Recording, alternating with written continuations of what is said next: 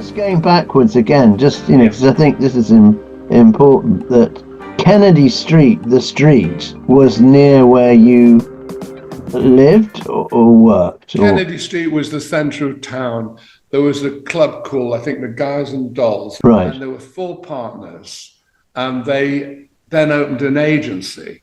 And I was having a lot of success with Herman. Danny was having success with Freddie and the Dreamers and various other acts. And I watched him and I said, look, your partners do nothing. You have a meeting. Because he had 4 partners or something. 4 partners. He had 20%, or 5 of them altogether. Yes, that's 20% each. And they used to meet once a month and probably go to the French at the Midland, have a meal, have a little chat, and then go down. And he did all the work, and yeah. And it really got big. It was good. And I said, look, why do you I'll buy them out. And then we'll put all our resources together, which we did. Right. We bought them out. And then at that stage, we had 1, 2, and 3 in America in Billboard. Because we had, I think Mrs. Brown, Freddie and the Dreamers, and Wayne Fontana were 1, 2, and 3. And that's not bad for a Manchester firm that didn't go to London. So it was. It's amazing. As I say, everything turned to gold. For people who don't know about the history of the music business in, and the North, Kennedy Street became the big thing. There's so much talent in the North as well, so it was good. Every time we did a TV appearance, although originally Top of the Pops was in Manchester, it then moved to London. And then you couldn't do anything, recording or anything. You had to go to London. There was that dreadful journey down there, it was just a pain. Yeah. We thought, well, we'll build our own studios and things like that. We did everything centrally around Manchester. I mean, I could have gone and lived in New York quite comfortably in 65. I mean, there's so many offers and so many people. Yeah, no, of course. But I was happy with my home life. I love my parents, and we had a great relationship. And it was a fun relationship because my father had difficulties. He was very successful when he got back from the war. He was very successful. Then they had rough times. And all his friends kind of disappeared, which really pissed me off. No end. Yeah. And then I started to happen, and then they all sort of appeared again. It's sort of the fair weather friends. You know what I mean? As long as you're doing well, they want to be there. Yeah, no. I get it. Kennedy Street in the 70s, 80s, 90s. I mean, I've even just looked at the website. I know it's different ownership. But it's, it was such a huge thing, all concert tours all over the North. And I bought in 64 and I sold out in 96. But in the meantime, in 74, we sold half the company to the Grades. Oh, right. Because Leslie Grade wanted Danny and myself, 2 nice Jewish boys, to look after Michael, who was running London management. Right. And we were very happy because, great, we'll get all our acts on in the Talk of the Town, the Palladium, fantastic. It would be a fantastic symbiosis. But it didn't work out like that. First of all, Billy Marsh probably didn't like us. I don't really care, but, he was sort of, he probably, what the hell are they getting involved for? They tried to keep, we were kind of kept down. And I loved Leslie Grade and just before I'm Not in Love came out, I phoned him and I said, look, we're not getting what we wanted out of your lot because they're not helping us. We had Neil Sedaka in the studio. We wanted to do Talk of the Town. We never got it. We wanted the Palladium. We never got it. I said, look, it's not working out. Can we buy ourselves back? And he says, yeah, same price. So we bought it back and then we owned it completely. But we had nothing but good things to say about Leslie Grade. He was fantastic. What a character he was. Yes, you could base he was the lesser known, wasn't he? I mean, in the sense he was the part. Trust me, that guy. I mean, he just knew how to deal with everything. I mean, he was the schmoozer, His best friend was Walter Winterbottom. He's a mad Arsenal fan, by the way.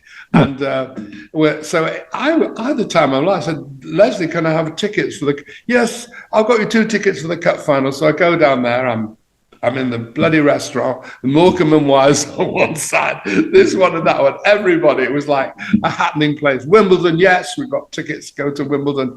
He had his fingers in every single pie. He was a genius. Oh, right. my favourite story about him, which is colossal. He and his brother, I think, went to see this act at the Palladium. And after the show, they went round backstage and said, God, it was fantastic. You must sign. We've got to sign it. And the guy said, I can't. So you've got to sign with us. What's the reason? He said, well, I'm already signed to you. Good story. Yeah, we like that. Now tell me, what came first? Graham Gulman or Carol, your wife?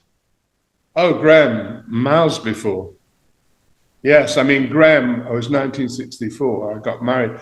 Well, having said that, I've got a photograph of Carol and myself on my 8th birthday party. So the families sort of knew each other. I went there. Yes.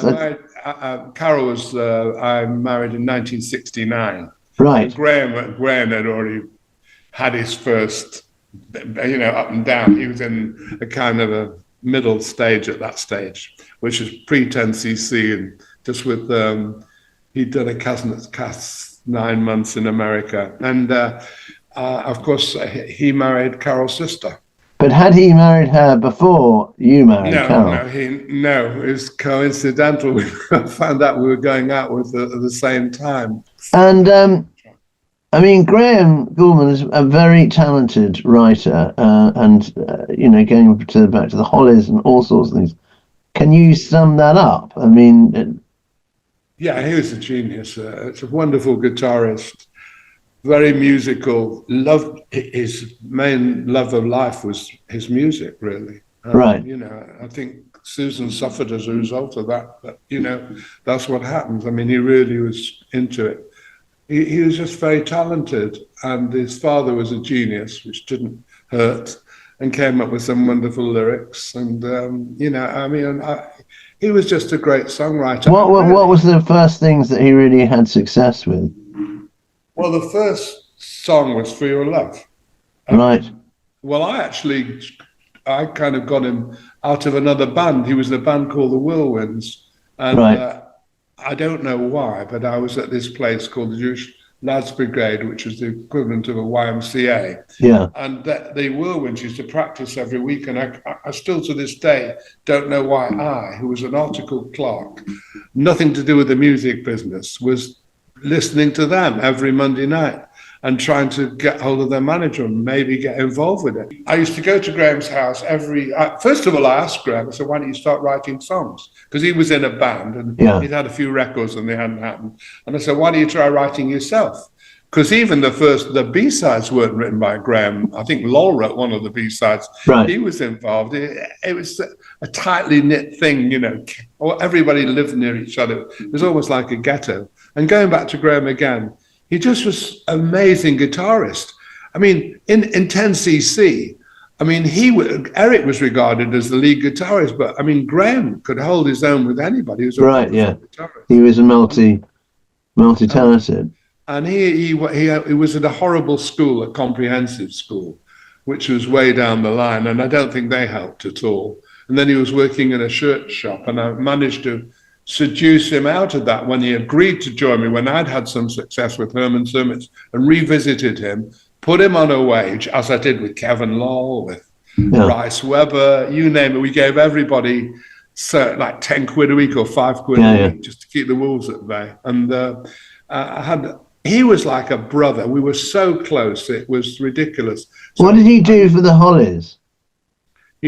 First of all, he did Look Through Any Window, which was, he did Bus Stop, obviously, that was a great song. But the Look Through Any Window was the first, which he did with Charlie Silverman, who was my partner at the time with Herman's, managing Herman's Hermits. Right. And then we managed Graham. And I said to Charlie, I didn't want our names on this writers. We're managing this writer. We're building him up. We're not building us. You're not building ourselves, so consequently, I didn't push myself at all as a songwriter.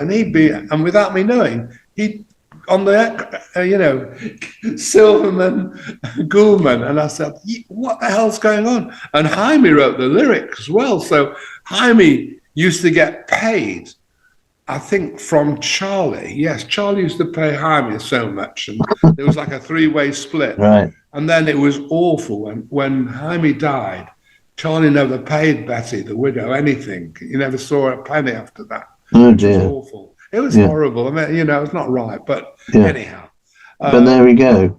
There we But go. I mean, Graham is, it has got quite a serious biography in terms of songwriting and playing in bands. In the 60s, they went from For Your Love, Heart Full of Soul, I thought of the title of that, Evil Hearted You, Pamela.